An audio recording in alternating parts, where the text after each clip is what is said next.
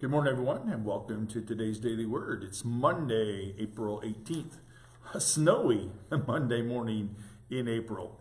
But glad you could join me for our few minutes together. So today is the Monday after Easter.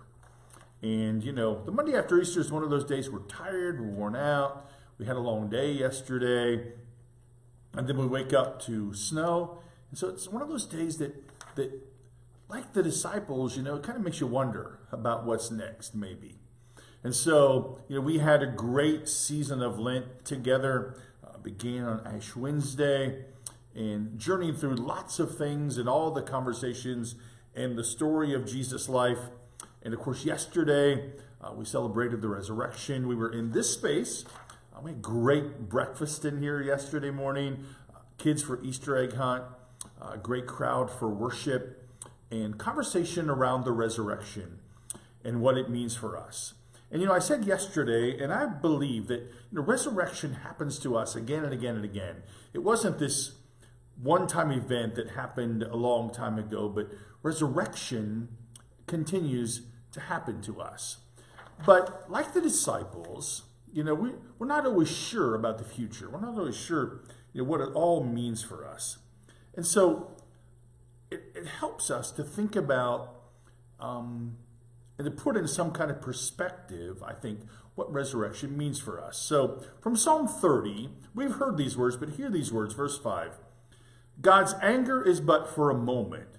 God's favor is for a lifetime. Weeping may linger for a night, but joy comes in the morning. So now we are in the season of Eastertide. But the disciples, as we continue to journey through the story, find themselves locked in the upper room.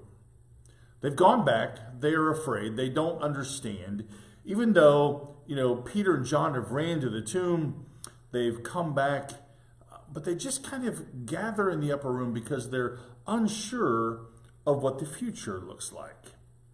But here for us in the story and in the scripture specifically is, I think, really what resurrection is about, what being in the presence of God is about, what sharing our lives with each other is about. It's a delicate balance, between exuberant faith and going through the everyday challenges of our lives. It's this long season, and the season of Eastertide is 50 days. It stretches from now to Pentecost Day. But for us, there is this more thing that happens. Faith is a developing, much-filled, death-defeating kind of thing. We imagine for ourselves, if we were to understand that even in the midst of where the disciples were, locked in the upper room, they were unsure of the future. We hear this scripture from the psalmist, weeping may linger for a night, but joy comes in the morning. And that's what the disciples end up figuring out, right? The scripture for this coming Sunday, when Jesus comes to them in through their locked doors and finds them huddled there because they were afraid, he offers them peace. Thomas isn't there. Thomas comes back and says, well, I don't believe it unless I see it to myself. We know the story of Thomas, right?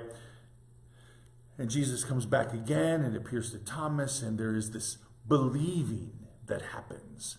But faith, faith is this long journey kind of thing. We are much more like Thomas than we would like to believe, even though scholars and others don't always put doubting in front of his name.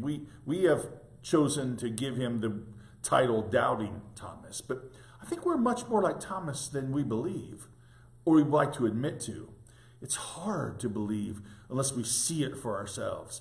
But then I'm reminded that faith, faith for us is this long journey that we're on together. We don't just get it one day and the light bulb comes on. It's it's this long journey. And for us, for Eastertide, it takes us from here to Pentecost, and we're going to hear all these stories of Jesus appearing to his disciples and them recognizing him in the breaking of the bread again and again and again on the road to Emmaus, when their hearts are warmed by his very presence with them walking on the road. But then there's this psalm for us that I think is important. By the time Diane and I got home last night, we were exhausted. We were tired. We had a great day. We got home. There were still dishes to do. So Diane unloaded the dishwasher. I washed a few pots and pans.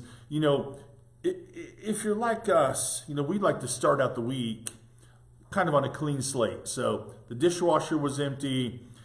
The pots and pans that needed washed were washed. Things were picked up and put away. The table was scooted back into its place. We're ready to start a new week. But then you wake up and you're still tired, right? And I was, and I know that we probably all were.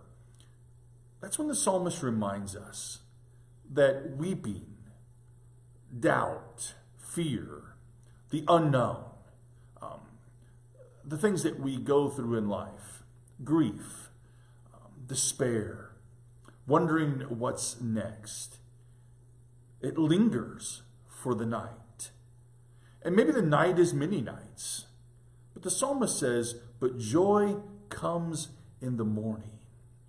And for the disciples, it took a while, right? It just took a while for them to figure out that the risen Christ was present with them. So weeping lasted for a while. Doubt lasted for a while in them. It lasted so long that they went back to fishing, right? Because that's what they knew. I think for us, on this day after Easter, April 18th, and I look out the window here and snow is just covering the ground. Maybe that's what our lives feel like sometimes. When it's supposed to be nice, it's snowy, and we're not sure what the future is. The disciples doubted. The disciples were afraid. It took them the time, and Jesus, Jesus met them right where they were. Came and met them, went to them, met with them in their fear. For us, that's true. And the psalmist continues to remind us that all of this may linger in us. But joy, belief, faith comes in the morning. And it comes again the next morning, and again the next morning. And it works in us and through us. And, one Easter sermon doesn't change us. One celebration of Maundy, Thursday, or Palm Sunday, or Pentecost doesn't change us. But many days of belief, of faith, of putting them together, of stretching them on again and again and again. That's how faith works, and that's how we're changed. And so for us, we just continue in all of this, knowing that joy comes in the morning. So I hope you have a great day. I hope you stay warm in the crazy snowy day. By the end of this week, it's going to be in the 80s. How about that? Joy does come in the morning. So thanks for joining me as we begin a new week together in the season of Eastertide. Know of God's love that just surrounds you, even when we feel unloved sometimes. And know of my love for all of you. Thank you for hanging in there with me through all this season of Lent especially. It was hard, I was on the screen for a while, and then if you watch it all, you've observed my pain and discomfort and lack of mobility, but you've hung in there with me, and I'm just thankful for that as we continue to journey together.